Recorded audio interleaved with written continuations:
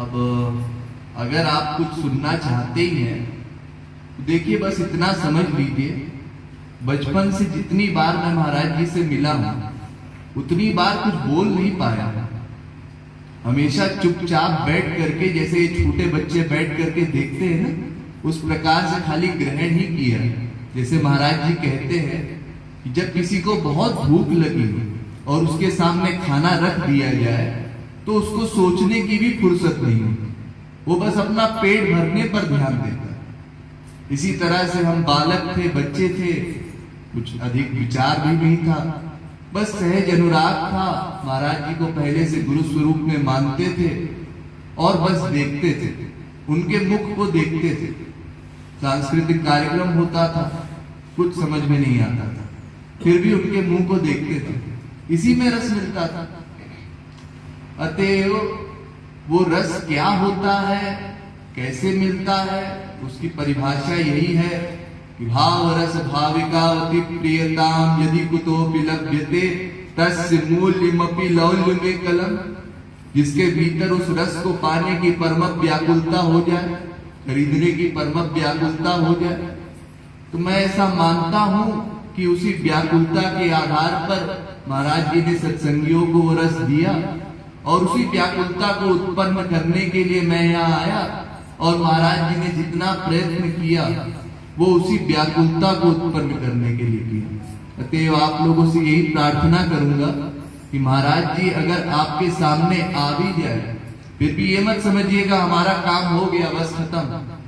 अपने भीतर की आप व्याकुलता जितनी बढ़ा लेंगे ना उनसे मिलने की, तब आपका काम खत्म होगा।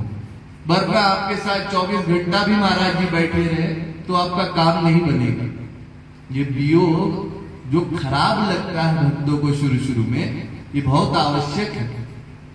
महाराज जी जानते हैं, वो अपने बच्चों को परिपक्व बनाना चाहते हैं, इसलिए महाराज जी वियोग दिया करते हैं। तो उस वियोग से घबराना नहीं है और आंसू बहा करके महाराज जी को पुकारना है, ताकि अपना साधन बल मजबूत हो और महाराज जी को प्रसन्नता हो। वह विषय दो ही तरह रुकता है, या तो सुनने वाले व्यक्ति की पात्रता ठीक हो, उसके भीतर की भक्ति इतनी श्रेष्ठ हो कि एक बार सुनने पर उसके हृदय में अपने आप वो बस जाए, या तो बार बार उसकी आवृत्ति हो।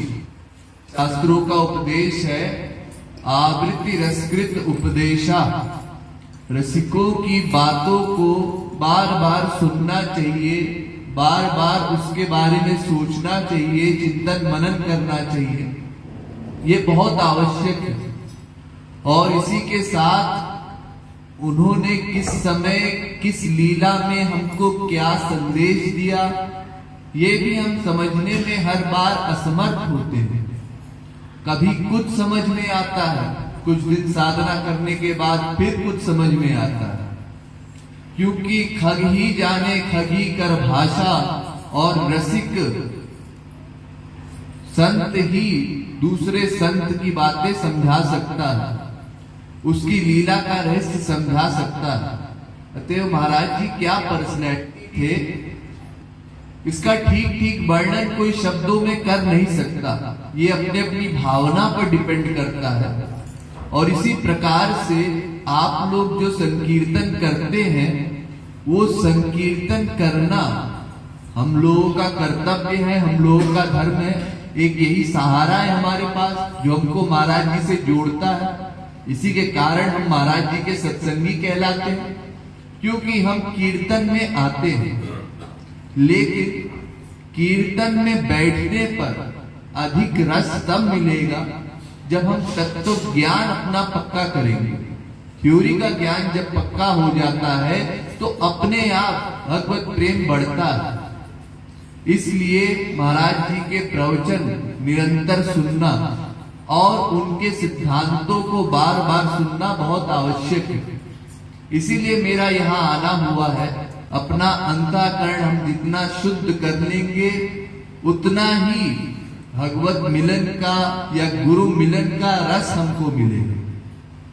यहाँ पिछले 2 दिन में मैंने यही प्रयास किया है कि आप लोगों को एक आभास दिलाऊं। भीतर से महसूस करवाऊं कि महाराज जी पर्सनैलिटी क्या थे। जो रस आपको मेरे मिलने पर मिला है, मैं ये मानता हूं वो महाराज जी के प्यार की वजह से मिला है। आपका जितना महाराज जी से प्यार था उतना ही रस आपको मेरे मिलने पर मिला है, ऐसी कोई खास बात नहीं है मुझे। अतएव आप लोगों से यही प्रार्थना करूंगा, जिस तरह से आपने पिछले 3-4 दिन में साधना की है उसी प्रकार से साधना करते रहिए कि मानव देह हमको मिला दुर्लभ, फिर महाराज जी जैसा गुरु मिलना और दुर्लभ, और ऐसा सत्संग का माहौल मिलना उससे भी दुर्लभ। कितने लोग हैं जो महाराज जी का प्रवचन भी सुनते हैं, टीवी पर सुन लिया फिर भूल जाया करते हैं। क्यों? क्योंकि सत्संग का बल नहीं है उनके पास, आवृत्ति नहीं हो पाती। फिर उसके ऊपर हमको सत्संग का बल भी मिला, इसलिए हम लोग इस पल को व्यर्थ न जाने दे, इसका महत्व ठीक ठीक समझे, और जो सत्संग में आने का प्रयत्न है वो कभी न छोड़े। यही मेरी आप लोगों से प्रार्थना है।